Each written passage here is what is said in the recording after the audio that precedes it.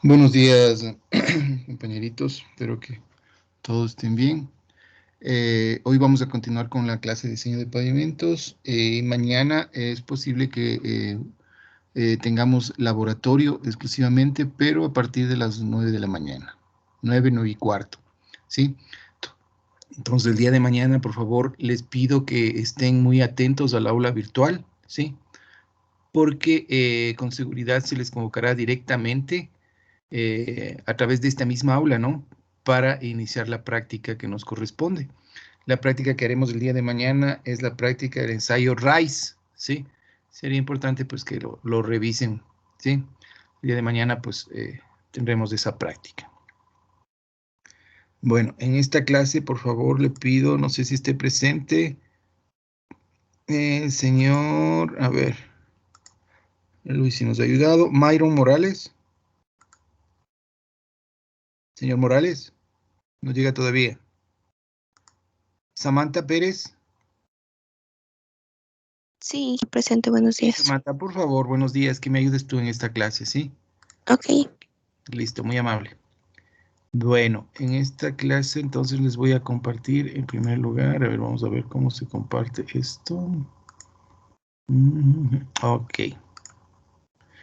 No sé si están observando ustedes el programita Ashton, ¿no? Que está colocado ya en el aula virtual desde la semana pasada. Al final de la clase, el día de ayer, pues había una compañerita que decía cómo se usa este programa, aunque no sé, entiendo que algunos de ustedes ya lo revisaron y realmente es muy sencillo. De todas maneras, les voy a indicar. Este programa realmente, bueno, al final sale el autor, ¿no? Debería estar acá el autor. Eh, en todo caso, si ustedes no tuviesen en algún momento, ¿no es cierto?, el programa, digan, chúticas, solamente tengo que hacer con el nomograma o... Esto lo pueden encontrar en la web, sí, está de acceso libre, lo pueden descargar, incluso hay unas versiones un poco más actualizadas. De todas maneras, para los fines que tenemos, pues aquí podemos ver que se trata de, no es más que una especie de automatización, digamos, ¿no es cierto?, de la ecuación experimental de la Ashton. ¿Sí? Aquí ya no tendríamos que no perder tiempo, pero sí tomarnos un poco más de tiempo, ¿no es cierto?, haciendo el cálculo. Entonces aquí podemos ver que hay dos viñetas aquí, ¿no? La una que corresponde a pavimento flexible, ¿sí?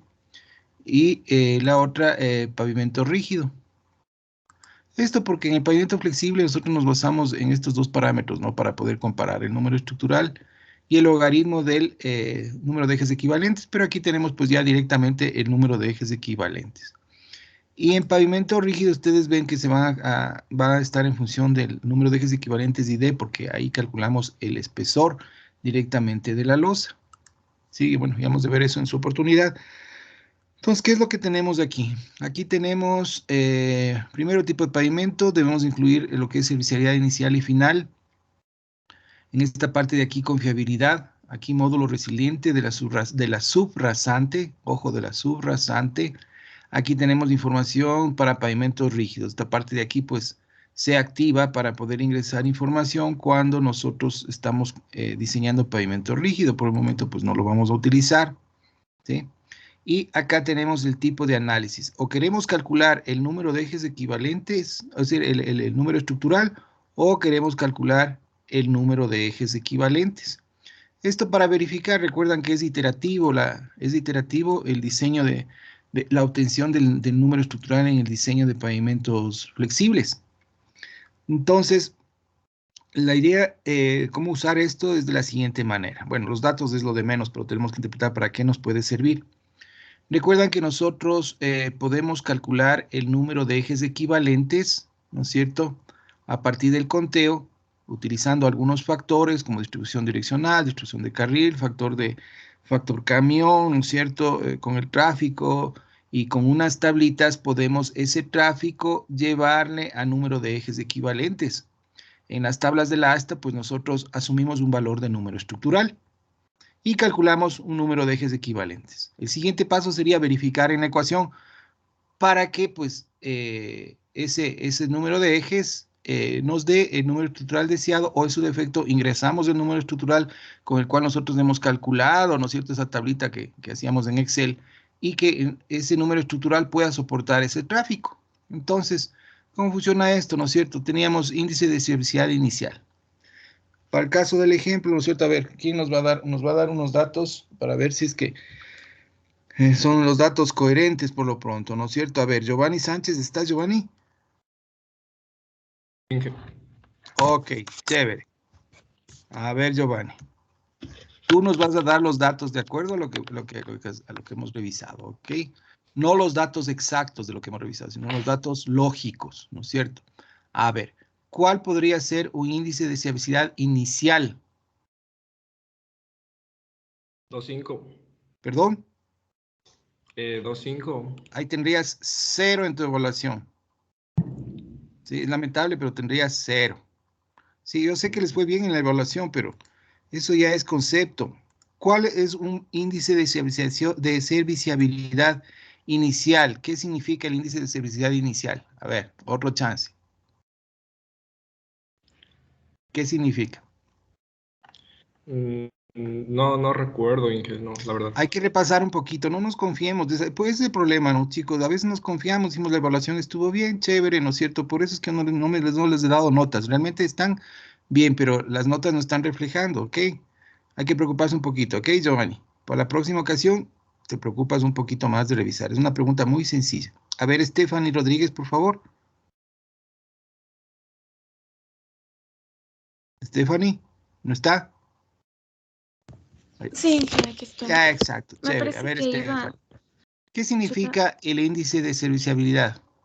mm, me parece que el índice de serviciabilidad iba entre, no sé si estoy confundida en los conceptos, pero era de 4 o 5 Ya, o pero ¿qué entre, significa? ¿Pero qué significa? Antes de que te soplen por el WhatsApp. A ver, ¿qué significa la serviciabilidad? mm, era la capacidad que tenía el... La servicialidad en definitiva es cómo queremos nosotros que el proyecto entre a funcionar, ¿no es cierto? Entre más alto, es decir, un valor hasta 5, significa que ya va a ser una servicialidad, pero demasiado buena, como una pista de patinaje, ¿no es cierto? Y eso no queremos. Entonces, esto nos dice que la servicialidad inicial podría estar alrededor de 4, 4, 5.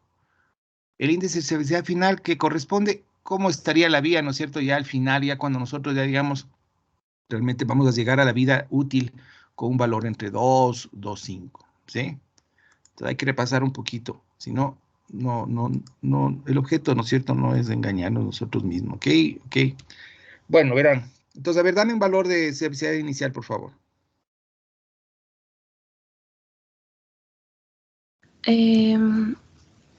De 4. De 4, ya no hay problema, ¿no es cierto? De 4 lo estás diciendo tú, que generalmente esto nos dice un valor de 4 o 5, ¿no? Pero no hay problema. A ver, índice de servicialidad final. ¿A qué índice final quisieras llegar en tu proyecto el rato que tú diseñes? Podría ser hasta un 4 o 5 entonces. 4, 5. Mira, tú sabes estar muy activa, pero veo que si tú que sabes estar activa estás perdida, imagínate algunos compañeros, espero equivocarme, ¿sí? Pero sí sabemos estar preguntando y después se les absuelve y no se acuerdan. Y no sé, en las evaluaciones les ha ido súper bien, ¿sí? Bueno, no importa, señorita, ¿cuál era tu apellido? Chuticas, aquí estás, ¿no? Señorita Rodríguez. Rodríguez.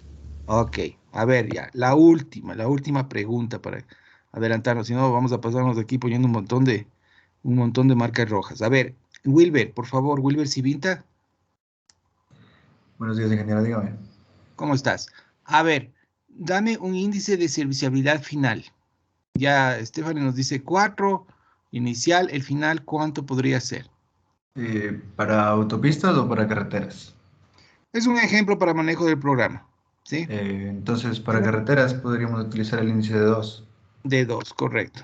Listo. ¿No es cierto? Quiere decir que cuando tú terminas la vía va a estar con índice de 4, que es un poco bajo, ¿no? Realmente generalmente se usa 4.5. Pero bueno, final, dices 2, podría ser 2.5, ok, no hay problema. Ok, listo. ¿Qué porcentaje de confiabilidad tú le vas a dar a tu diseño?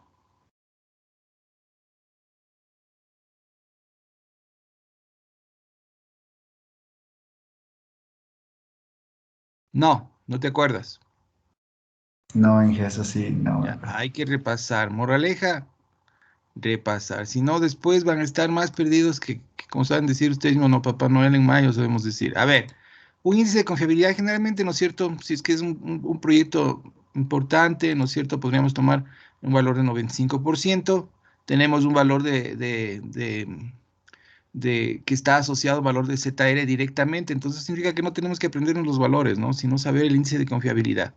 ¿Sí? ¿Qué tan confiables son mis datos de campo, mi tráfico, mi tasa de crecimiento, ¿no es cierto? Entonces aquí entra el criterio, ¿no?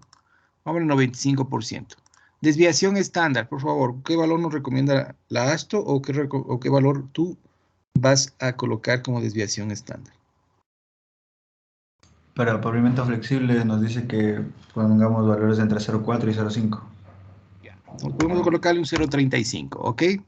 Listo. A ver, hicimos un ensayo.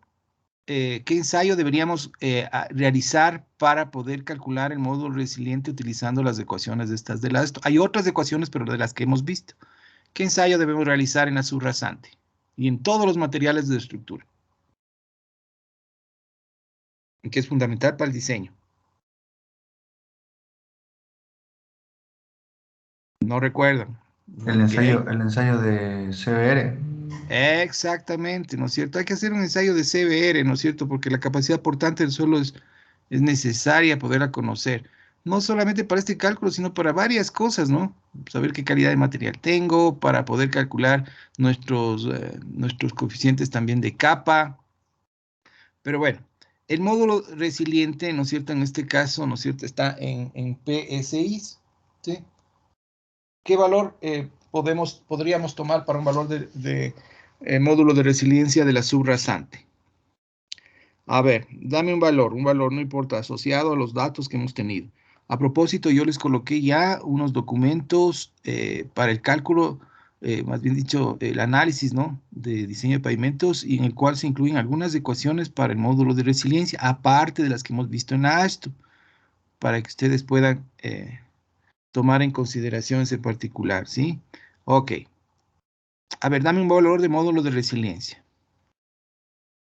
Hablamos que puede ser 1500 valor de CBR, ¿no es cierto? Una de las fórmulas, ¿no es cierto? En todo caso, a ver, un valor de módulo de resiliencia que sea de qué. Dame un valor, por favor. Es que eso le iba a decir como la fórmula que era de 1500 CBR, pero no se me ocurre un valor en PSI. No, ya directamente te sale pues ahí la ecuación. Ahí les di las ecuaciones. A ver, vamos a compartirles. Yo realmente ustedes están demorándose mucho en revisar la materia y después entonces realmente no. Vamos a ver. A ver. Un momento, les voy a compartir todo mi escritorio. Ok. Miren, recuerdan que nosotros teníamos estas ecuaciones que están aquí. ¿Sí? Entonces, 1500 por CBR, ¿cuánto es? Un valor menor a 7.2%. Ya, ponle un valor de 7. 7 por 1500, ¿cuánto nos da? Aunque un valor de 7 de CBR nos va a dar una estructura grande, pero no importa porque estamos calculando el número de ejes equivalentes. A ver, un valor de CBR. ¿Qué valor de CBR está tu suelo? A ver, 105. 105 de CBR. Ajá, ¿cómo es ¿El el 7? CBR en qué se mide?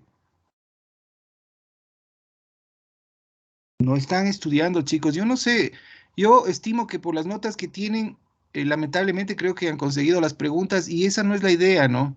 La idea no es preguntar al compañero del semestre de noveno décimo, de décimo, qué tomó para estudiar y dar una evaluación, porque aquí se refleja eso, ¿no? Después están en las tesis más perdidos que qué, y lo que se hace simplemente en cosas tan simples como esto, levantar el grado.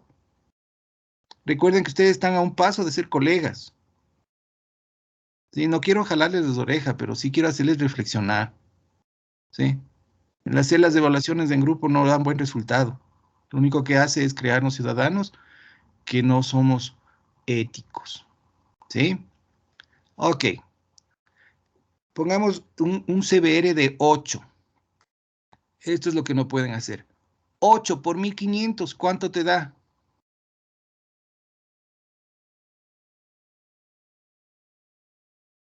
¿Cuánto es 12 8 por 1500? 12.000.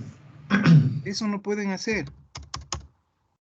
Sí, o sea, no, o sea, yo simplemente les hago una llamada de atención, chicos. Ustedes están asistiendo a clases, es muy cansado estar frente al computador, yo los entiendo, ustedes están prácticamente 8 horas de frente al computador, algunos, porque no todos, ¿no es cierto?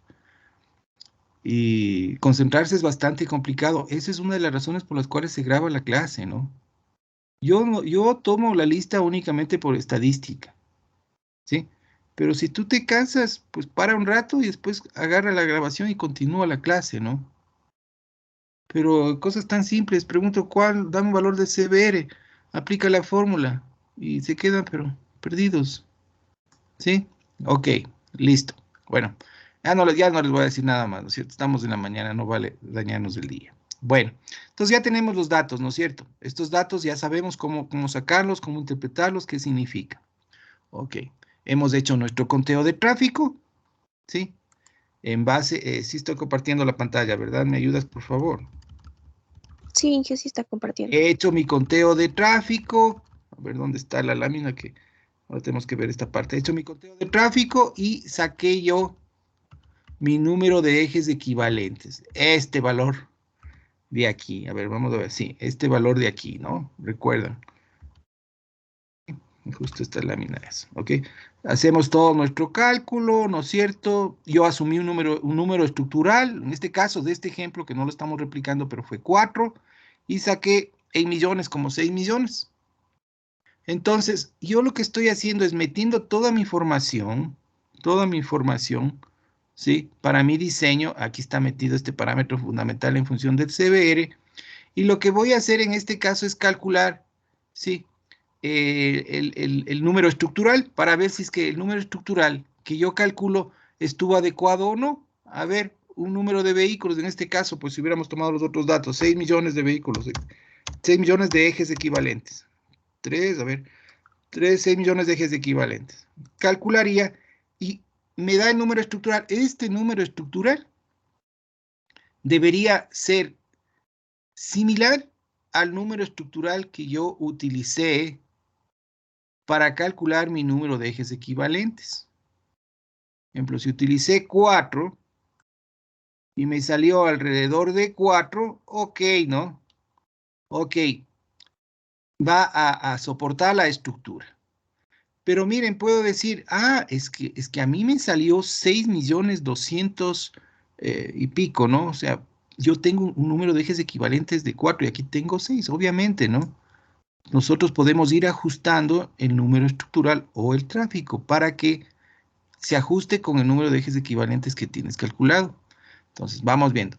6 millones, eso significa que, pues, un número de ejes el número estructural que yo he utilizado fue 4. ¿No es cierto? Y realmente para 4 yo tenía alrededor de 6 millones, me parece que era.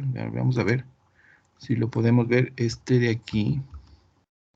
Sí, 6 millones. Este de aquí era el que estaba correcto, porque los otros que estábamos observando los errores que podrían darse. Por eso estar ahí con la lupa. 6.244.000 me salió. Entonces aquí realmente debía haber colocado en mi programita, por ejemplo, en caso de este ejemplo, 6.240.000. A ver. 106.240.000. ¿Sí? Miren, eso quiere decir que el número estructural, si hubiera usado todos estos datos, el número estructural, ¿sí? Si fuese este caso, aquí yo asumí 4, ¿sí? Y para el tráfico que estoy calculando, 6.240.000, me hubiese bastado no usar 4, sino un número estructural de 378. Como yo estoy cercano, no tengo ningún inconveniente, no estoy muy lejos del número estructural que yo he tomado. Entonces, ok, pues podría darlo por aceptado ese número estructural. Pero, ¿qué hubiese pasado si es que yo quiero calcular el número de ejes equivalentes que soporta este número estructural de 4? Pues miren, voy a calcular el W18. Este valor voy a calcular. Entonces, perdón, sí, voy a calcular el W18. Entonces yo tendría que incluir aquí el número estructural, ¿no es cierto?, al cual yo estoy usando para saber ¿qué número de ejes equivalentes con esta información, y en especial con el subyacente, va a poder soportar ese número estructural? En este caso yo he colocado un número estructural de 4, calculo y miren, con esta información de suelos, ¿sí? Significaría que con un número estructural de 4 yo podría soportar un tráfico de 9 millones. Y yo he calculado con un número estructural de 4 y soporto un tráfico de 6 millones del que necesito. Entonces realmente ese número estructural está demasiado alto, ¿no? Imagínense lo que es que con 6 millones haya cogido 4, si yo únicamente con 9 millones necesito uno de 4, significaría que yo aquí podría bajar mi número estructural a 3, ¿sí? Volverlo a calcular, pero aquí en este caso, miren, me bajé mucho, ¿no es cierto? Entonces, no, podría ser un número estructural de 3.5. Hay que ir jugando con esto, ¿no? 3.783.285. Yo necesito un número estructural que me soporte alrededor de 6 millones, ¿no es cierto? Entonces vamos con 4. Medido en exceso, 3.9. 7, ¿sí? 3.8. 6.500.000, ¿no es cierto? Entonces, bueno, ya estoy alrededor de 6.400, ok, estaría. Entonces, este es mi número estructural que yo debería utilizar. Entonces, ¿qué nos ayuda esto? Esto nos ayuda a poder evitarnos exclusivamente estar calculando varias veces a mano, ¿no es cierto?, con esta ecuación, ¿sí? Estamos igualando, ya sacando, ¿no es cierto?, igualando. O estar entrando varias veces con el tráfico que calcule a este nomograma y ver si es que he cogido bien el número estructural. Ah, me he separado mucho, el número estructural está muy diferente al que yo usé para poder calcular mi tráfico. Cambio, subo o bajo, ¿no es cierto?, ese número estructural y vuelvo yo a calcular ese número de ejes equivalentes, vuelvo a hacer adoptando un número estructural, tengo un valor y vuelvo a la ecuación. Vuelvo a la ecuación, ok, está algo parecido. O vuelvo, ¿no es cierto?, a tener ese nuevo valor de número de ejes equivalentes, vuelvo al ábaco, está parecido. Entonces, eso es lo que nos ayuda este programa, ¿sí? Nos ayuda a verificar que el número estructural que hayamos tenido esté adecuado para el número de ejes equivalentes que hemos calculado, porque recuerdan que nosotros vamos a siempre a asumir un número estructural para que, para poder nosotros utilizar estas tablitas, sacar nuestro factor, ¿sí? Y en el cuadrito este que calculamos el número de ejes equivalentes, ¿sí?, obtener el valor este del tráfico. Entonces es iterativo. Calculo esto asumiendo un número estructural. Me voy con este tráfico a mis ábacos o meto en las ecuaciones y debería salirme este valor. Si estoy cerca, ok, estoy bien. Si no, me toca volver a hacer nuevamente todo este cuadro. Entonces, nos ayuda sobremanera este programita que hay en la red, que podrías tú hacerte también si gustas una hoja electrónica. ¿Sí? ¿Alguna pregunta respecto a esto, por favor, antes de continuar? Pregunten con confianza, chicos. Mejor preguntar a quedarnos ahí. Erika Rodríguez, ¿sí está Erika? ¿No está Erika? Ok, a ver. César Toaquiza, César. Ah, Erika, ¿sí estás? Sí. Parece que tú preguntabas cómo se usaba este programa en la clase anterior. No. No, ya. ¿Sí estás entendiendo qué datos estás haciendo y qué es lo que estamos comparando aquí? Sí, ingeniero, ahorita Ya. que estaba... Ok. Entonces, chicos, miren, yo les había pedido la clase anterior, ¿no es cierto?, que hagan, ¿no es cierto?, que ya comiencen a hacer pues impongan el tráfico, comiencen a usar esas tablitas que están ya colgadas en el aula virtual, incluso les decía que en cualquier bibliografía pueden encontrar, y comiencen a calcular dándose todos los datos, ustedes se van a poner lo que es tasa de crecimiento, lo que es índice de severidad inicial, final, datos de valores de CBR, si quieren pueden hacer tasas de crecimiento por cada tipo de vehículo, ¿no es cierto? al fin y al cabo vamos a tener que sacar el número de ejes equivalentes.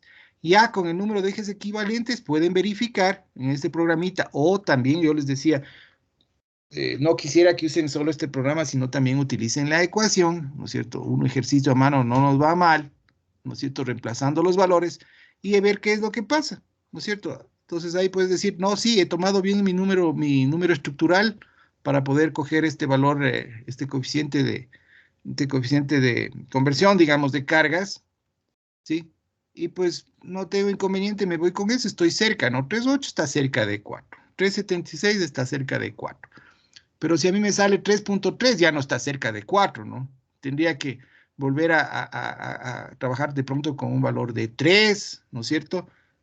Porque esa es una de las cosas que tienen las tablas ASTA, ¿no? Tenemos valores para 1, 2, 3, 4, 5 y 6 de número estructural.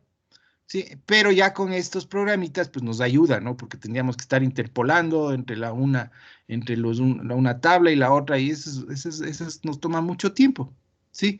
Entonces, pues esa es la finalidad de esto, ¿sí, chicos? Entonces, este programita ya lo tienen, ¿sí? Monelen con sus datos, con sus deberes que están realizando, ¿sí? De tal manera que avancemos, ¿ok? Entonces, habíamos visto la última clase también, ¿sí? En que cómo sacar el coeficiente de capa, ¿sí? Y hablamos que para el coeficiente de capa podríamos entrar nosotros, ¿no es cierto? Aquí con el módulo de elástico del asfalto para sacar el coeficiente de capa A1. El coeficiente de capa A1 también podríamos ver, miren, aquí tenemos estabilidad Marshall. Esto va a ser la próxima clase, ¿no? Que vamos a ver cómo sacar la estabilidad Marshall. ¿Sí? Podríamos sacar en base al módulo de resiliencia, ¿no es cierto? Trazamos una línea y pues tomamos el valor que nos corresponda. A pesar de que también podemos sacar coeficientes de capa con módulos de rigidez, ¿sí? El módulo de rigidez de una mezcla asfáltica.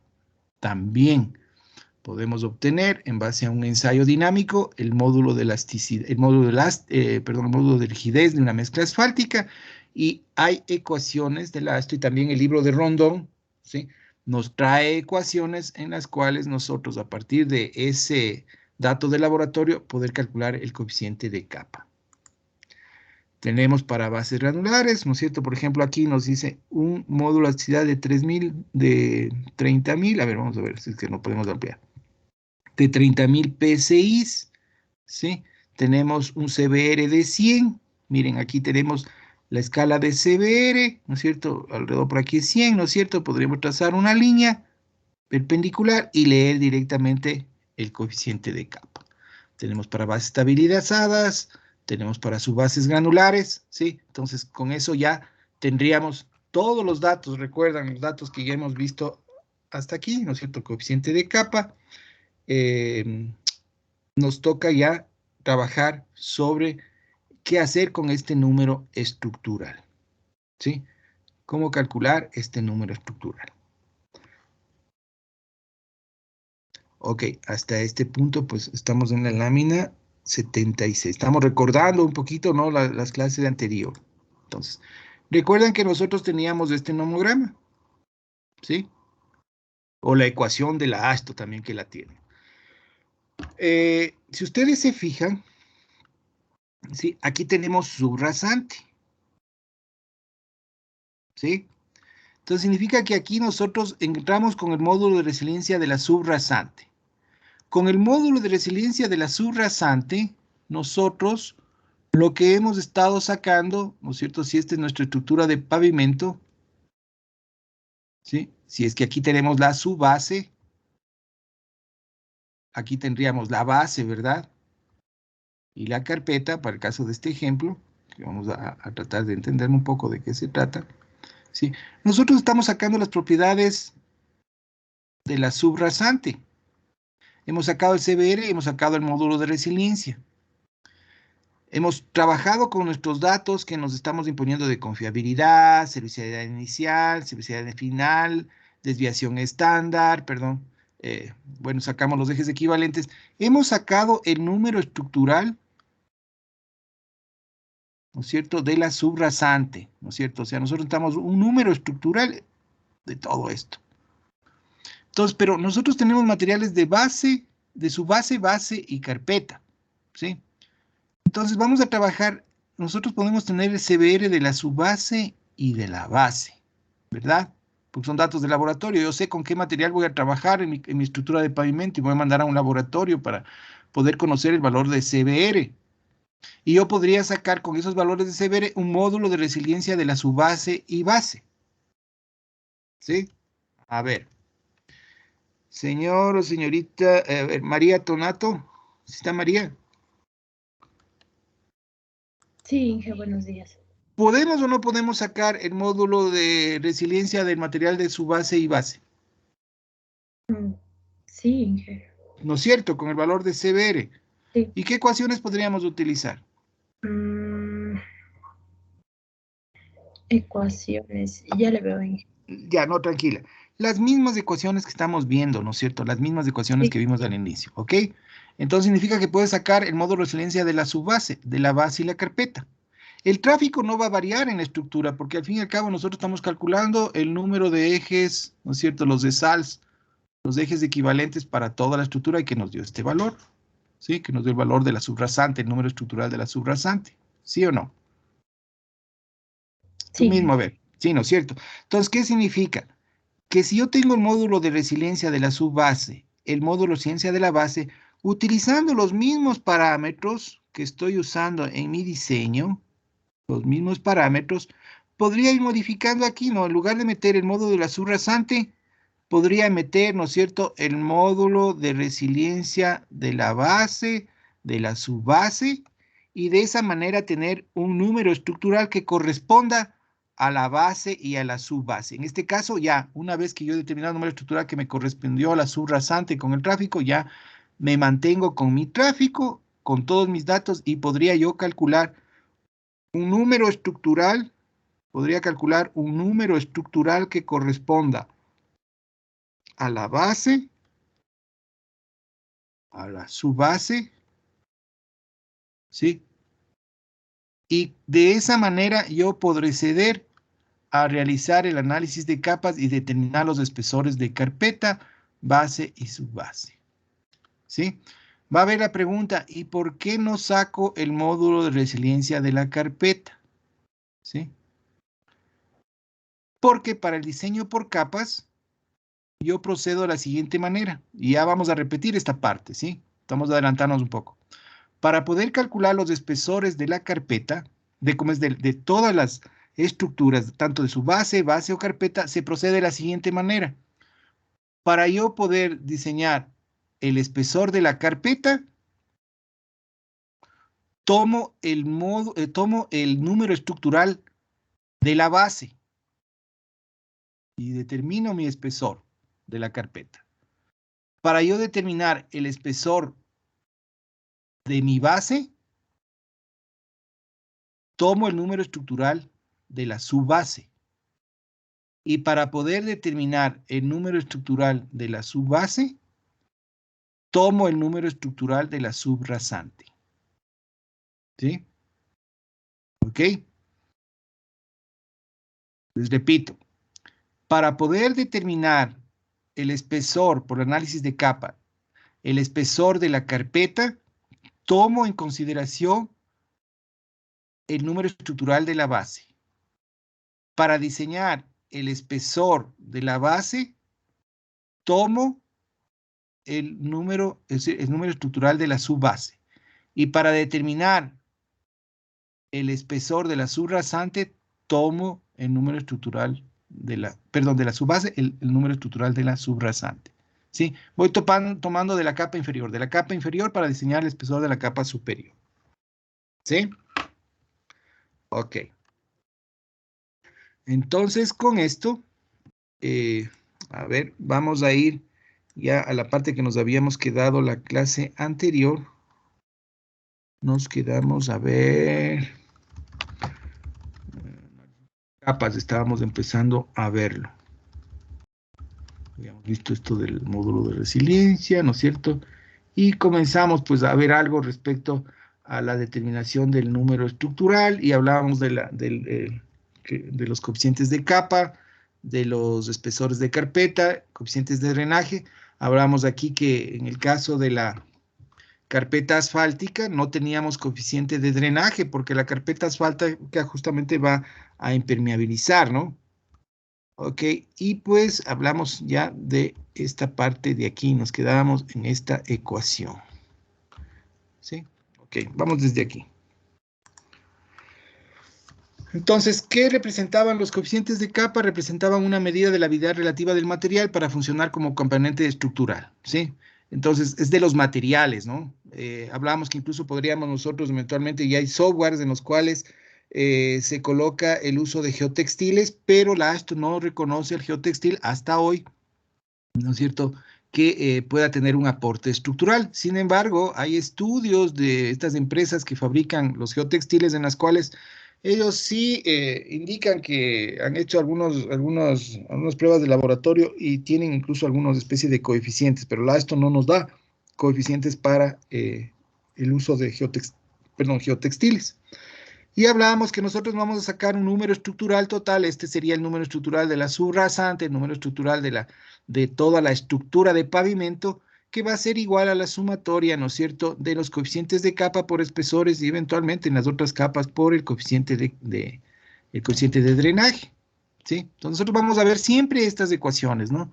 Vamos a ver siempre una gráfica yo diría en el 89 o en el 98% de los textos de pavimentos, la gráfica que espero que esté un poquito más adelante, en donde nos recuerdan la ecuación esta, ¿no? En la cual el número estructural es igual al coeficiente de capa, de esto sería la carpeta asfáltica por el espesor de la carpeta asfáltica, más el coeficiente de capa de la siguiente sería la base, coeficiente de drenaje de la base, espesor de la base, más, ¿no es cierto?, coeficiente de capa de la subbase, coeficiente de drenaje de la subbase, espesor de la subbase, y eventualmente si tuviéramos más estructuras de pavimento, pues continuaríamos nosotros, sería A3 por M4, por A4 por M4 por D4 más A5, etcétera, etcétera.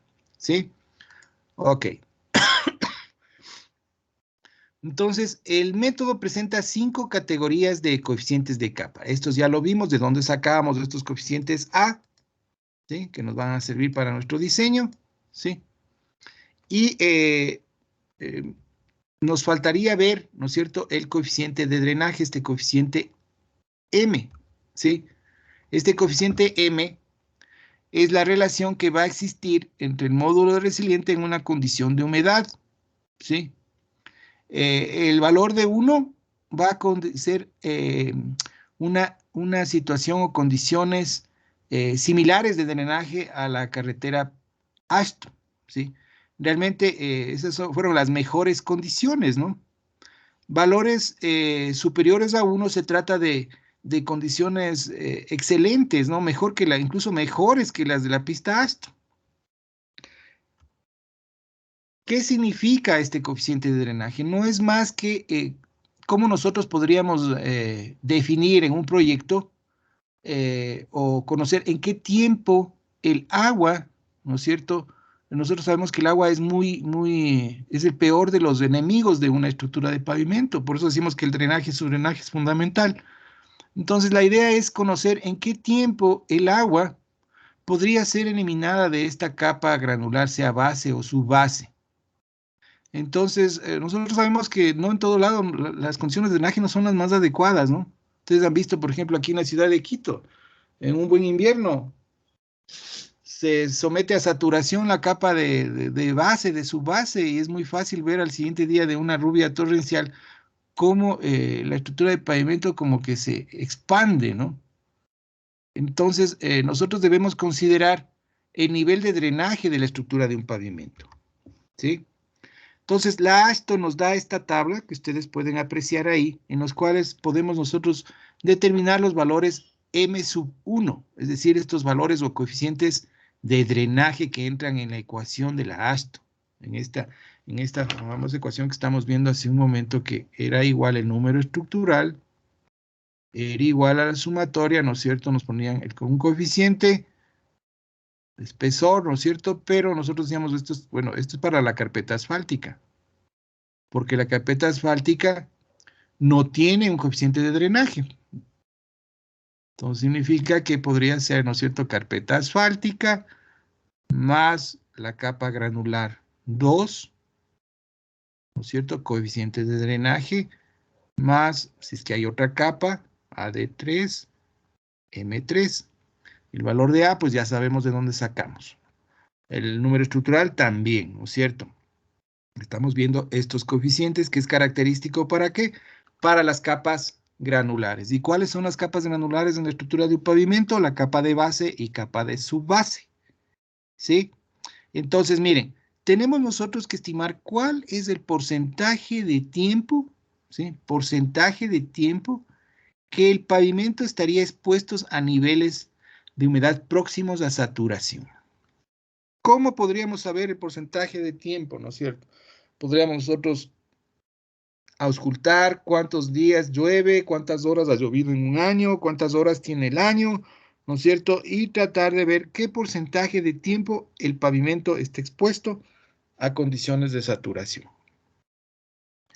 Adicionalmente a eso, nosotros debemos conocer o establecer el tipo de drenaje, qué capacidad de drenaje existe. ¿Existe un buen drenaje? ¿Va a existir un mal drenaje? ¿Va a haber un drenaje que sea regular? A veces ni siquiera se hace un mantenimiento, ni siquiera hay un diseño del drenaje, ¿sí? Entonces, nosotros en función de este parámetro, ¿qué tiempo va a estar expuesta la carpeta asfáltica a condiciones de saturación? ¿Y cómo está el drenaje? Nosotros deberíamos establecer un coeficiente y vamos a tener unos rangos. Pero recordemos que valores mayores a 1, miren aquí, valores superiores a 1 se trata de condiciones mejores a las obtenidas durante la pista de prueba. Una cosa que deberíamos analizar, ¿no? Si nosotros vamos a tener una carretera de primer orden, pues obviamente de pronto puede ser un poquito más alto, ¿no? 1 significa condiciones similares a la carretera ASTO. Pero miren, aquí tenemos factores entre 1.25, 1.15, 1.30, ¿sí? Entonces, pues, ¿qué es lo que hace la mayoría de los diseñadores? Pues cogen un valor promedio, ¿sí? Dado que hay la facultad, ¿no? Si del 1 al 5% del tiempo pasa saturada y tengo condiciones de drenaje, bueno, pues yo pues podría tener un factor M que podría estar entre 1.25 y 1.15. Pues se podría estar tomando alrededor de un valor de 1.2, ¿no es cierto? Estoy cerca del valor de 1, ¿sí? Entonces, ojo chicos, a veces en el grado se les pregunta, ¿qué significa un coeficiente de drenaje de 1? Y pues nos quedamos como al principio de la clase, ¿no? Eso significa que tenemos unas condiciones similares a las de la carretera experimental ASTO. Eso es todo, ¿sí? Si yo tengo un valor mayor a 1, significa que tengo un drenaje muy bueno, ¿no? Y si ustedes se fijan, miren, prácticamente tenemos rangos de valores de esta parte triangular superior, nos está indicando que hay un mejor drenaje, ¿no? Y es lógico, miren, aquí muy malo, ¿no? Muy malo y estoy ya prácticamente quedándome saturada la estructura del pavimento en esta otra parte, ¿sí? Ok, entonces ya sabemos de dónde sacar los coeficientes de drenaje y qué significa este coeficiente de drenaje. Estamos ahí, ok. Entonces, vamos a trabajar con esta ecuación, ¿no es cierto? Vamos a establecer unos valores de D, vamos a hacer un ajuste a esta ecuación. Y esto nos dice, así como por ejemplo cuando a veces se hace diseños de columnas, ¿no es cierto? Tenemos un acero mínimo, ¿no? Igual, en el caso de la estructura de pavimento tenemos espesores mínimos que debemos cumplir, ¿sí? De acuerdo al número de ejes equivalentes. ¿Sí? De acuerdo al número de ejes equivalentes, la carpeta asfáltica mínima, es decir, el valor de D1 mínimo que deberíamos tener, y el espesor de la base mínimo que deberíamos tener. Está esto en pulgadas. Ojo, chicos, esto está en pulgadas. ¿Sí? Entonces nosotros vamos a hacer nuestro diseño y el rato que establezcamos espesores de concreto o de base, vamos a fijarnos qué tráfico es el que tenemos, ¿sí? Y vamos a ir a decir, ah, no, pues si a mí me salió con un tráfico de 60.000 ejes equivalentes, yo hice todo mi análisis por capas y resulta que la carpeta asfáltica me salió de 1 pulgada, pues yo no puedo colocar por recomendación del ASTO 1 pulgada, debo colocar 2 pulgadas. Colocas las 2 pulgadas y vas ajustando esta ecuación en función de los números estructurales. Ya vamos a ver cómo se va haciendo esto, ¿no? Vamos a hacer unos 2 ejercicios para que ustedes vayan viendo cómo es que tenemos que ir ajustando, ¿sí? Perdón, aquí es M2 y seguimos con la ecuación, ¿sí? Entonces, estos son los valores mínimos que deberíamos tener, ¿sí? Ok, por ejemplo, para carreteras que tengan más de 7 millones de ejes equivalentes, mínimo 4 pulgadas de carpeta asfáltica y 6 pulgadas de base granular. Aquí les quiero hacer caer en cuenta algo, chicos. Miren, los valores. Los valores de la carpeta asfáltica son valores menores a los de la base granular. Eso quiere decir que los espesores de la carpeta asfáltica son menores a los espesores de la base granular, ¿sí? Esto sobre todo porque hay diseños en los cuales dicen, puchicas, dicen 10 pulgadas, a veces les manda a hacer los trabajos, dicen 10 pulgadas de concreto asfáltico y ponen 6 pulgadas de base granular. No es lógico, ¿no? La carpeta asfáltica es mucho más cara, ¿sí? Entonces hay que ir viendo también la cuestión de costos, ¿ok? Listo, entonces bueno, aquí está el mismo cuadrito, ¿no? Este cuadro pues está tipeado, este cuadro de acá pues nos da la ASTO. Nos dice que generalmente es impráctico y antieconómico poner capas de superficie, base o subbase de menos de un espesor mínimo como se da en esta tabla, ¿sí? Debido a que los mínimos dependen en alguna medida de las prácticas, condiciones locales, es posible que las agencias de diseño individuales puedan encontrar deseables modificarlos para su propio uso, ¿sí? Pero esto nos da estos valores, ¿ok? Listo. Entonces ahora sí, pues determinemos los espesores de capa de pavimento. Entonces, a esta parte de aquí, pues ya sabemos cómo determinar el número estructural, ¿sí? Cómo determinamos el número estructural de la subrasante. Sabemos cómo determinar el número estructural de la base.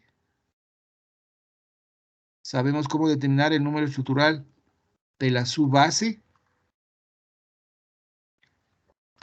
Ya conocemos cómo determinar el número, el ESALS, ¿no? Los números de ejes equivalentes, ¿no es cierto? Y verificar que se me esté cumpliendo porque he obtenido yo ya pues un número estructural total de la estructura.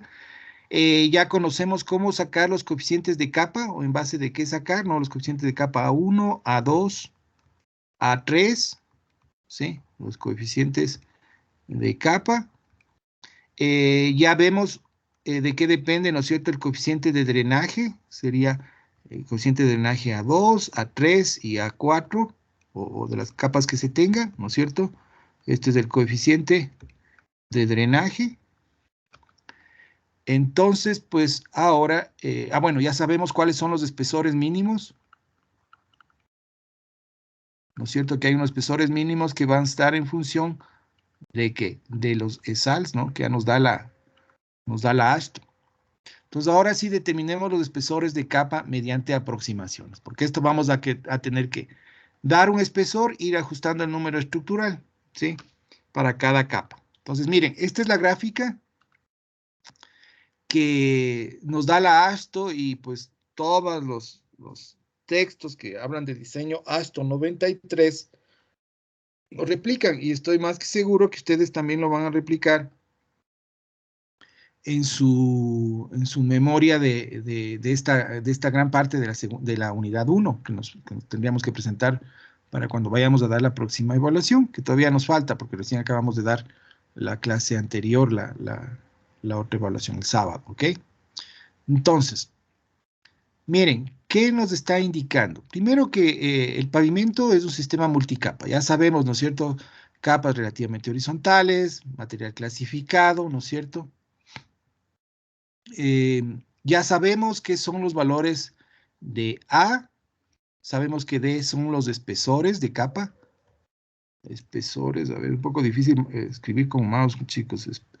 Estos serían los espesores M, ¿no es cierto?, coeficientes de capa y el número estructural. Miren, para determinar, y les voy a volver a repetir esto, porque esto es fácil, pero a veces cuando uno está diseñando se le cruzan los cables, ¿no es cierto? Miren, para diseñar el espesor de la subbase, tomo el número estructural de la subrasante. Miren, aquí tenemos el número estructural de la subrasante. Para determinar el espesor de la base, tomo el número estructural de la capa de subbase. Para determinar el espesor de la carpeta, tomo el número estructural de la base. ¿Sí? Ok. Miren, ¿qué tenemos aquí, no? Miren, esto correspondería a la primera parte, ¿no? Aquí sabemos que el número estructural de la carpeta es A1 por SN1.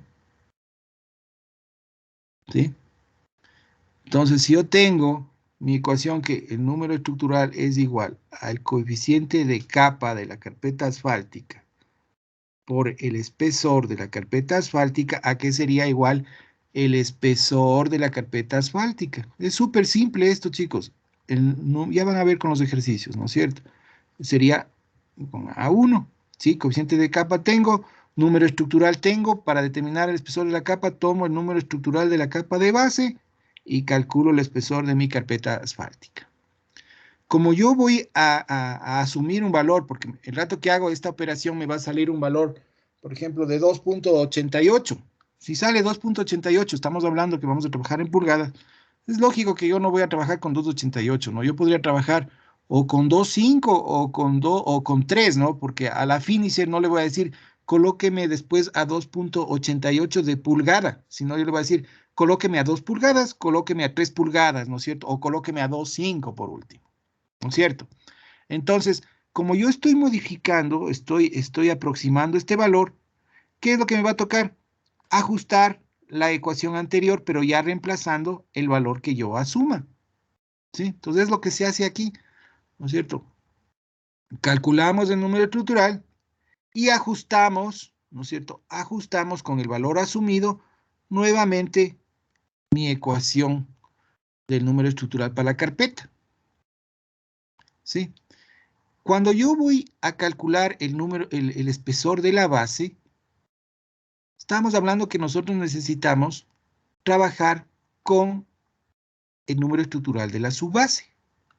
Pero recuerden que yo ya estoy colocando una carpeta asfáltica y esa carpeta asfáltica va a absorber esfuerzos, ¿no es cierto? Ya va a absorber esfuerzos, va a formar parte ya de toda la estructura. Entonces eso significa que yo debo coger el número estructural de mi, como estoy determinando el espesor de la base, voy a coger el número estructural de la subbase y lo voy a ajustar porque ya va a haber un aporte estructural de la carpeta. Entonces a ese número estructural de la subbase, yo le restaría el número estructural de la carpeta, ¿sí? Y ahí sí, pues trabajaría normalmente con el siguiente coeficiente, ¿sí? A ver, entonces, esa parte de ahí, ¿no es cierto? Voy a calcular el espesor de mi base. Entonces, para el espesor de mi base, yo voy a trabajar con el número estructural de mi subbase, ¿sí? Entonces, el número estructural de mi subbase va a ser igual al coeficiente de capa de mi subbase, ¿no es cierto? Que sería A2, coeficiente de drenaje que sería A2 de la subbase y espesor de la subbase que yo voy a determinar. Este valor no lo tengo, ¿sí? Entonces, ¿a qué sería igual eso? Al número estructural de la subbase sobre A2 M2. Pero recuerden que yo ya estoy diseñando y ya tengo un espesor de mi base, de mi carpeta asfáltica que modificó, ¿no es cierto?, este número estructural, porque yo ajusté cuando yo dije en lugar de tener 2.88 voy a tener 2.5 o voy a tener 3, entonces yo ajustaría mi número estructural. Tengo un número estructural, como quien dice, ajustado, y a eso se refiere estos asteriscos que se colocan aquí. Entonces, el espesor de la capa de base, ¿a qué sería igual? Al número estructural de mi subbase, pero recuerden que yo ya tengo un aporte estructural de la carpeta. Entonces, yo debería restar al número estructural de mi subbase el aporte que tengo como número estructural de mi carpeta asfáltica, dividido para A2, M2. Ese sería mi valor de D sub 2. Pero ¿qué sucede? Que nuevamente esta operación eventualmente nos podría dar un valor de 2 o digamos de 4.7. Yo no puedo decir, ¿no es cierto?, en mi diseño que quiero 4.7 pulgadas. Decir a la finisher que la ajuste a 4.7 pulgadas. Decir, ingeniero, vea, nosotros más fácil es colocar capas de 2 pulgadas, ¿no? Entonces tú podrías ajustarle a 5 para colocar una capa de 3 y una de 2, o bajarle a 4.5, pero eso significa que si es que tú bajas un espesor aquí, vas a tener que complementar en la siguiente estructura, porque se te va a dar otros valores y pues lo puedes hacer eso, ¿sí? Entonces, redondeas, ¿no es cierto? Y tienes que volver a ajustar el número estructural, porque resulta que si aquí redondeaste, este valor ya en nuestra ecuación va a dar otro valor de número estructural, que va a ser un número estructural ajustado. Para la siguiente capa procederíamos a hacer lo mismo, ¿no? Ya tenemos un número estructural ajustado de la capa de base. Vamos a tener que establecer el siguiente espesor. Tomamos el número estructural de la capa inferior, en este caso pues sería de la subrasante, ¿sí? Vamos a tener que restar el aporte de las dos capas anteriores en base al número estructural que ya ajustamos, ¿no es cierto? Porque tuvimos un nuevo espesor, y así se procede hasta el final, ¿sí? Hasta el final. ¿Qué pasa si es que ya al final ya tengo todos mis números estructurales? La sumatoria de todos los números estructurales tiene que ser mayor al número estructural que hemos tenido, que hemos sacado, ¿sí? Entonces veamos a ver cómo determinar, ¿sí? Veamos este ejemplo. Determinar el número estructural o volumen estructural de pavimento a partir del módulo resiliente de la subrasante con los siguientes datos básicos. Número de ejes equivalentes de 8.2 toneladas. Vamos a tener que tener un coeficiente de confiabilidad, una desviación estándar, módulo resiliente e índice de serviciabilidad.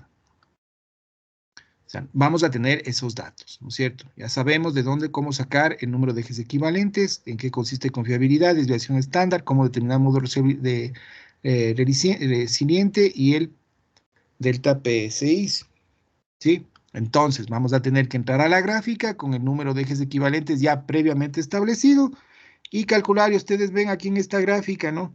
Hay varias líneas. ¿Por qué? Porque se sacó el número estructural para la subrasante, se sacó el número estructural para la base y para la subbase, ¿sí? Y yo les decía que, pues, que nosotros pues vamos a mantener el tráfico, ¿no? Lo que vamos a ir variando pues son los módulos resilientes, y aquí tenemos, pues se ha variado el módulo de resiliente para las 3 capas en el caso del ejemplo, ¿sí? Ya. Quien se olvidó cómo usar esto, pues hay un ejemplo de la ASTO ahí que nos indica cómo hacer.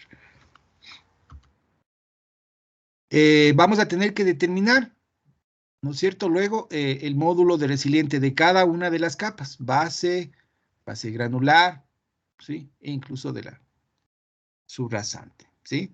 Recordamos que estas ecuaciones van a estar en función de ¿qué? Del CBR. Entonces, hay algunas ecuaciones, si es que el CBR es menor a 7, si está entre 7 y 20, si es que es mayor. Y también, por si acaso, chicos, y ese es el aporte de su trabajo asincrónico, en el libro de Rondón hay algunas ecuaciones para poder determinar en función del CBR, ¿sí? Los módulos, ¿ok? Recordemos que todo está en libras, todo está en pulgadas cuadradas, ¿sí? Vamos a recordar, ya cuando tengamos, ya hemos calculado los números estructurales, pues el procedimiento para poder determinar los espesores de capa, ¿sí? Recordando que tenemos que calcular un espesor de capa en la carpeta asfáltica, ¿sí? Vamos a ajustar porque vamos a aproximar, ¿no es cierto? Entonces, al aproximar, pues nos va a variar esta ecuación y volvemos a tener un número estructural un número estructural ajustado, que es obvio que este número estructural va a ser mayor a este número estructural de acá, ¿no? Porque en pocos casos, pues, será en el cual este número, digamos, no voy a colocar 3.1 pulgadas, sino yo voy a colocar 3 pulgadas y ajusto seguramente en las capas inferiores los espesores. Entonces, esto, pues, es muy fácil, ¿no es cierto? Pero aquí recuerden, ¿no? Y les vuelvo a repetir. Para calcular el espesor de la subrasante, el espesor de la base, toma en consideración el número estructural de subrasante. Para calcular el espesor de la base, el número estructural de la subbase. Para espesor de carpeta, el número estructural de la base.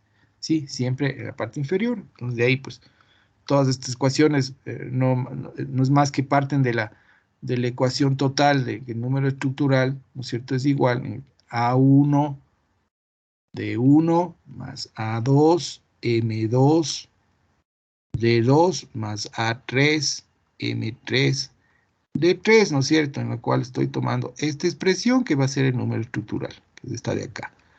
Esta otra expresión para este cálculo y esta otra expresión para la otra capa. Si tuviera más capas, pues seguiría corrigiendo y corrigiendo. Sí, entonces aquí pues nos habla que determina el espesor de la base granular a partir del módulo reciente de la capa de su base. El valor que se obtiene es de CN2, corresponde al volumen estructural apoyado en la base estructural y concreto asfáltico. Sí, o sea, el proceso que justamente lo que hemos venido conversando. Siempre todo está referido a esta ecuación, ¿no? Y al fin y al cabo, pues los números estructurales van a ser, toda la suma de los números estructurales deben ser iguales, al menos al número estructural de la subrasante, ¿sí? Entonces, ojo, esta laminita, chicos. Entonces, miren, este ejemplo de aquí. Calcule, ¿no? Nos han puesto paquete estructural, pero en realidad es la estructura de pavimento, ¿no? A base de criterio de espesores mínimos. R, coeficiente de confiabilidad 90%, S es su 0, desviación estándar 0.35, número de ejes equivalentes 3.5 por 10 a la 5 de SALS. Delta PSI ya nos dan, ¿no? Ya nos dan la diferencia, ¿no? Ya la diferencia entre índice de servicialidad inicial y final 2.5. Y pues, una vez que se ha decidido la estructura de la capa, se ha indicado que la subrasante tiene un módulo de resiliencia de 34 megapascales, igual a 5.000 PSI. Su base granular, 97 megapascales, igual a 14.000 PSI. Base de piedra, ¿no es cierto?, triturada. ¿Sí? Aquí, pues, los términos puesto partida, pero en realidad debería ser una base, ¿no es cierto?, clase 1, clase 2, clase 3, de acuerdo a nuestra nomenclatura y manejo y especificaciones MOP. 276 megapascales, igual a 40.000 PSI. Concreto asfáltico, pues, un valor de 450.000 PSI. Hemos, con estos valores, ¿no es cierto?, hemos sacado de los ábacos los coeficientes de capa. Para este caso se ha asumido un coeficiente de capa de la carpeta asfáltica de 0.44, de la base 0.17 y de la subbase 0.1. Coeficientes de drenaje. Se ha estimado coeficientes de drenaje. ¿Coeficiente de drenaje tiene la carpeta asfáltica? No, porque la función es justamente impermeabilizar. La base de 0.8 y la subbase de 0.7. En la práctica a veces se toma un solo coeficiente de capa, un solo coeficiente de drenaje, perdón, para la base y subbase. En este caso, pues tenemos dos coeficientes de capa. ¿Sí? Entonces, lo que vamos a hacer es que con estos módulos resilientes, ¿sí?, con estos módulos resilientes y con este tráfico y estos datos, tendríamos que entrar a nuestros ábacos, ¿no es cierto?, para poder determinar el número estructural. ¿Sí? O podríamos nosotros también, vamos a ver si lo tenemos aquí en el programita, pues, que tenemos, a ver, vamos a ver de una vez. O podríamos hacer esto también, chicos, un momentito. Vamos a ver, escape. O podríamos también utilizar este programa de aquí, ¿no es cierto?, para no estar usando el ábaco, metiendo todo este dato, va a ser constante para nuestro diseño. Este de aquí también, ¿no es cierto?, para poder sacar el delta PSI, Módulo resiliente, aquí tendríamos que tomar cuidado en ingresar el módulo resiliente de la capa que corresponda, ¿sí? En este caso de la base y subbase, meteríamos el de la base, el de la subbase, el tráfico se va a mantener y sacaríamos los distintos números estructurales, ¿sí? ¿Ok? Sacaríamos con estos datos, por ejemplo, metería ejes equivalentes 3.5 por 10 a la 5. Estaría metiendo aquí ejes equivalentes 350.000, me parece que era, ¿no? ¿Sí? El índice de fiabilidad inicial y final. Vamos viendo aquí. Bueno, aquí yo tengo una diferencia de 2.5. ¿No es cierto? Podrían poner aquí 4.5 y un final de 2. La serviciabilidad inicial y final, ¿cuánto tenemos? A ver, tenemos, ya tenemos colocado esto, 90% de confiabilidad. ¿Sí? Tendríamos que ver, a ver, vamos a ver. Ahí está mejor. A ver, la desviación estándar 0.35. Módulo de resiliencia de la base, ¿sí? De la base serían 14.000. No lo he probado nunca este ejercicio así, pero veámosle a ver. Nos sale un número estructural, en este caso sería, para la base era de 14.000, un número estructural de la subbase, en este caso 2.2. ¿Ok? Entonces, igual ustedes podrían, de esta manera, o con el ábaco, ¿no? Yo sí quisiera que trabajen con esto y con el ábaco, ¿no? Para que nos quede grabado cómo poderlo manejar. ¿Ok? Listo. Entonces, tenemos los números estructurales. Total sería con la subrasante, con la base y con la subbase. ¿Con qué datos? Con estos datos de aquí y estos de acá. Coeficientes de acá. Ya tenemos toda la información para poder determinar bajo esta metodología los espesores. Entonces, determinemos los espesores, ¿no es cierto? Usamos esto para poder determinar nuestros números estructurales, coeficientes de capa, pues ya vemos de dónde, y coeficientes de drenaje en base a la tabla que nos estaba dando la ASTO. Sí, si es que qué porcentaje del tiempo una estructura, sea base o subbase, puede estar sometida a condiciones de saturación y si el drenaje es bueno, malo, regular o muy malo, ¿no? Recordando que el valor de 1 es con condiciones similares a la de la carretera experimental ASTO, ¿no? No podríamos tener un valor de 1,5 o 2, sería una locura, ¿no? Pero sí respetemos esos valores y sacamos, pues, recomendación, un valor promedio, o si no, pues, un valor que como diseñadores ustedes lo puedan adoptar. Entonces, determinemos el número, ¿cómo es? El espesor de la carpeta asfáltica. Para determinar el espesor de la carpeta asfáltica, voy a tomar el número estructural de la base. El número estructural de la base, si están viendo mi cursor, ¿me ayudas, por favor? Sí. Ya, para no rayarles mucho esto, para que ustedes puedan tenerlo de referencia. 1.4. 1.4. ¿Sí? Dividido para qué, ¿no es cierto? Porque estamos número estructural para el coeficiente de capa. El coeficiente de capa de mi carpeta asfáltica, 0.44. 1.4 para 0.44, 3.18 pulgadas. Yo no puedo decir colóqueme en 3.18 pulgadas. Ya vamos a hablar de estas fracciones de pulgadas, pero para el caso particular de este ejemplo. 3.18 no puedo colocar, yo voy a adoptar 3.2 pulgadas. ¿Ok? 3.2 pulgadas. ¿Qué significa? Que debo ajustar, ¿no es cierto?, mi número estructural de mi carpeta asfáltica. ¿Sí? Ok, entonces, 0.44 que tenía. Por el espesor de mi carpeta, ¿no es cierto?, me va a dar un número estructural de 1.41. Entonces significa que este número estructural ya no es 1.4, sino es 1.41. Ok, lo tengo pendiente ese nuevo valor de número estructural y procedo a calcular la siguiente capa. La siguiente capa voy a calcular yo es la capa de base. Para la capa de base tomo el número estructural de la subbase. El número estructural de la subbase fue 2.2. Pero como yo ya tengo espesores y he modificado el aporte estructural de mi carpeta y sé que está aportando, ¿no es cierto?, a toda la estructura de pavimento, cojo el número estructural ajustado, 1.41. 2.2 menos 1.41 dividido para el coeficiente de capa de la, en este caso de la base, que es 0.17 por 0.8, que era el coeficiente de drenaje, es igual a 581. Yo no voy a colocar 581. Se me ha ocurrido, ¿no es cierto?, en mi diseño, decir, bueno, yo voy a colocar 6 pulgadas de material de base, ¿no?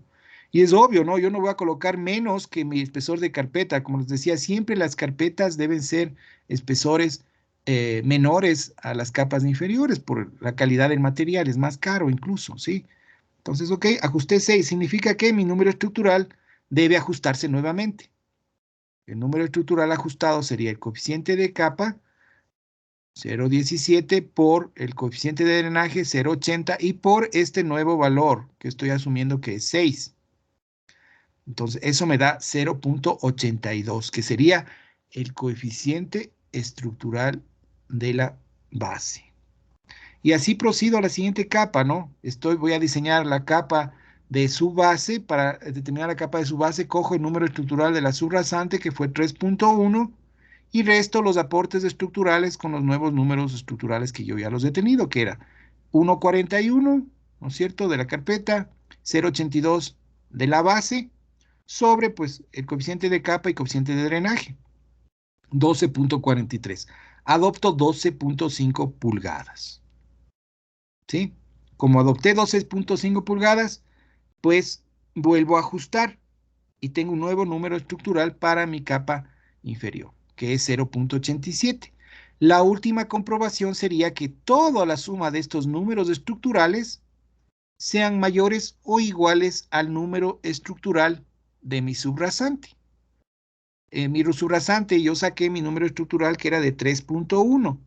Como yo ya ajusté, sumo, ¿no es cierto?, coeficiente estructural de la carpeta, coeficiente estructural de la base y de la subbase, es igual a 3.18.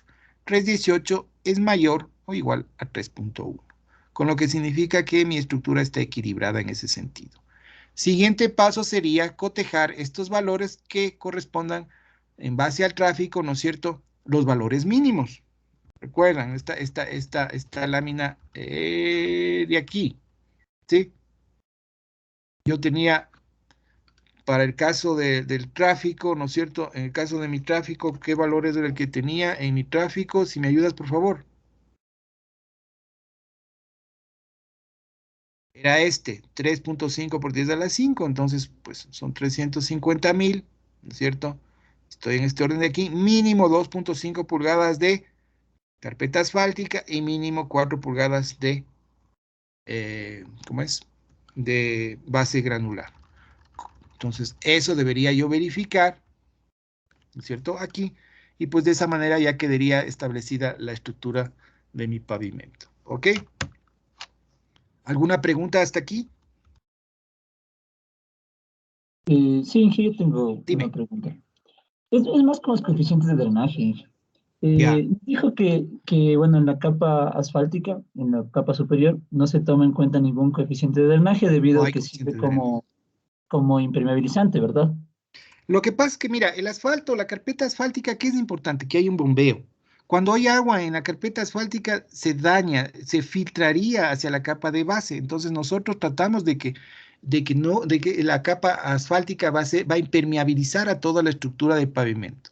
Entonces, no se la considera como una estructura que vamos a permitir que drene. Si bien es cierto, hay los pavimentos drenantes, ¿no? Pero estos pavimentos Justamente drenantes esa era son... mi pregunta, Inge. Sí, estos ¿Cómo pavimentos está en drenantes este caso? tienen déjame terminar, estos pavimentos drenantes tienen una porosidad muy alta, una relación de vacíos, la mezcla asfáltica va a tener una relación de vacíos muy grande. ¿Qué pasa con una relación de vacíos muy grande? Vamos a tener problemas, ¿no es cierto?, por oxidación de la mezcla asfáltica. Sí, se debería colocar aditivos. Pero nosotros estamos diseñando una carpa de pavimento asfalto, un pavimento flexible, en la cual pues el asfalto que va a conformar esta carpeta, ¿no es cierto?, esta capa de mezcla asfáltica, tiene que cumplir con una relación de vacíos de entre el 3 y el 5%, para justamente evitar esta cuestión de la oxidación, ¿sí? Y aparte de eso, nosotros pues, vamos a tener mezclas entre cerradas, abiertas o semiabiertas para que exista un adecuado drenaje. Siempre hablamos del drenaje en los pavimentos, ¿sí?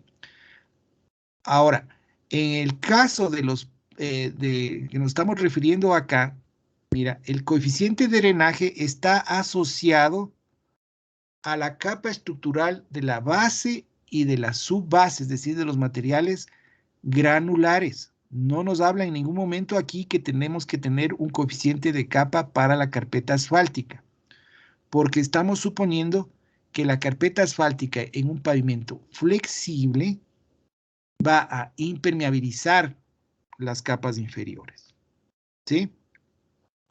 Si bien es cierto, nosotros hemos visto, ¿no es cierto?, en muchos videos en el cual existen estas capas drenantes, ¿no es cierto?, pavimentos drenantes, esos pavimentos son generalmente utilizados para áreas de estacionamientos, en donde el tráfico, si bien es cierto, en ciertos puntos podría ser canalizado, pero no son cargas tan grandes como las cargas de una carretera, en donde estamos considerando el tráfico pesado, ¿sí? Entonces, exclusivamente para parqueaderos. ¿Por qué razón adicional? Porque se requiere un sistema de recolección de esa agua que va a drenar a través de esas capas drenantes de carpetas, en este caso los pavimentos drenantes, algo que no es práctico para la construcción de carreteras.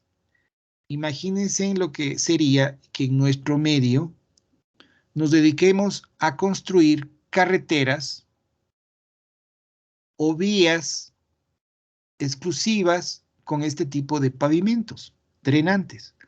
Tendríamos que construir redes de miles y miles de metros, kilómetros de alcantarillado pluvial solo para recoger el agua eventual que va a escurrir por las carpetas, a través de las carpetas. Nosotros pues estamos evitando eso, teniendo una buena pendiente, tanto longitudinal como transversal hacia cunetas, para ser recogidas, ¿no es cierto?, y pues ahí sí canalizadas directamente a través de un sistema de drenaje, ¿sí? Entonces, ojo chicos, en el caso de pavimentos flexibles, no existe un coeficiente de drenaje para la carpeta asfáltica. El coeficiente de drenaje es exclusivo para bases y subbases, es decir, materiales granulares, y van a estar en función del tiempo en que el pavimento estaría expuesto a condiciones de saturación. Y realmente no es que van a estar expuestos a condiciones de saturación el 100% del tiempo, ¿no? Un día tiene 24 horas, de las 24 horas, si tenemos lluvia, serán apenas unas 3 horas, en el mejor de los casos, bueno, pongámosle unas 6 horas, pero no son todos los días de la semana ni todos los días del año. Entonces habría que hacer una relación, cuántos días, cuántas horas llueve al día, al mes, al año, y sacar un porcentaje relacionado, ¿no es cierto? Podría, si queremos afinar mucho este tema, ¿no? Y ver cuánto tiempo pasa, pues, mojada nuestra estructura sometida a condiciones de saturación y establecer un porcentaje. Y aparte de eso, ver si es que hay un buen drenaje, un mal drenaje, si es que hay un nuevo diseño de drenaje, es adecuado, no es adecuado, hay un buen mantenimiento del proyecto durante su vida útil. Entonces, por ejemplo, en el caso de Quito, ¿no? Un mantenimiento entre regular y bueno, ¿no? Pero habrá zonas en el oriente donde el mantenimiento es malo, ¿no? Pero menos tiempo sometido a saturación, entonces hay que ir jugando y entonces ahí es importante el criterio del diseñador. Otro factor por el cual todos los diseños que nosotros tengamos, ninguno va a ser igual, pero sí vamos a tener que verificar, ¿no es cierto?, que los valores sean adecuados, que el tráfico esté bien calculado, que el procedimiento sea el más adecuado, porque a nadie se le va a ocurrir que en un proyecto en el Ecuador, al menos, ¿no es cierto?, yo pienso así, tenga una capacidad de drenaje excelente, ¿sí? Y más del 25% del tiempo se pase saturado, ¿sí? Sí, entonces hay que jugar muy bien con esos datos. Espero poder haber absuelto tu pregunta. Sí, Inge, muchas gracias. Ya, Otra ok, cosa más, sí. antes de... Esa parte de la capacidad de drenaje, de eso de ver si es excelente, bueno, regular o malo, es muy, bueno, se podría decir que es a criterio del diseñador, ¿verdad? Pero no Mira, existe si es que tú alguna tienes un tabla. diseño, mira, si es que tú tienes que hacer un diseño, eventualmente te dicen, ingeniero, ¿sabe qué? Hágame un diseño para el pavimento, aquí están los datos de tráfico, pero mira, ¿qué pasaría si es que tú realmente no estás haciendo un buen diseño del drenaje? No tienes cunetas, no tienes cunetas de coronación, no tienes alcantarillas en buen estado, ¿sí? Entonces, pues ahí el drenaje, ¿en qué estado estaría? Sería de malo a muy malo. ¿Sí? Pero si es que tienes un proyecto nuevo en el cual estás considerando nuevas obras de alcantarillado, reparación de cunetas, ¿no es cierto? Solo reparación, pues el drenaje sería bueno, ¿no? Entre bueno y regular, ¿sí? O sea, hay que ir combinando, o sea, esto es más que criterio, sería criterio, más bien dicho, ¿no? Del diseñador. Tienes que analizar, ahora, si están haciendo un buen estudio en el cual están analizando correctamente el drenaje, ¿no es cierto? Están haciendo un correcto diseño de alcantarillas, pero a veces ni siquiera el diseño de cunetas lo hacen. Cogen diseños de cunetas tipo, ¿sí? Ustedes me han de haber visto, ¿no es cierto? Ustedes incluso a veces en agua potable, alcantarillado, cogen planos tipos de tanques de reserva. Entonces ahí, qué tanta confiabilidad tienes en eso, ¿no? Hay que diseñarlo, ¿sí? Pero a veces una cuneta es algo tan simple que no se lo diseña, ¿no? Y a veces, por ejemplo, las cunetas están en mal estado, se utilizan las mismas cunetas, ¿no es cierto? Porque están haciendo un proyecto de repavimentación, por ejemplo, y pues las cunetas no se te dañan, no hay ese rubro. Por ejemplo, ustedes me han visto en el caso de la ciudad de Quito, ¿no? Ya por poco y vamos a seguir recapeando sobre los bordillos de las aceras. En ciertos sectores ya no hay ni bordillo. Y el bordillo nos ayuda o no nos ayuda para tener un buen drenaje. Sí nos ayuda para tener un buen drenaje, ¿no es cierto? Al menos, ¿no es cierto? Pero si el bordillo es muy pequeño, ¿no es cierto? Ya hemos hecho tantos recapeos que prácticamente la cota superior del bordillo coincide casi con la cota de la carpeta asfáltica. ¿Qué es lo que va a pasar durante una lluvia?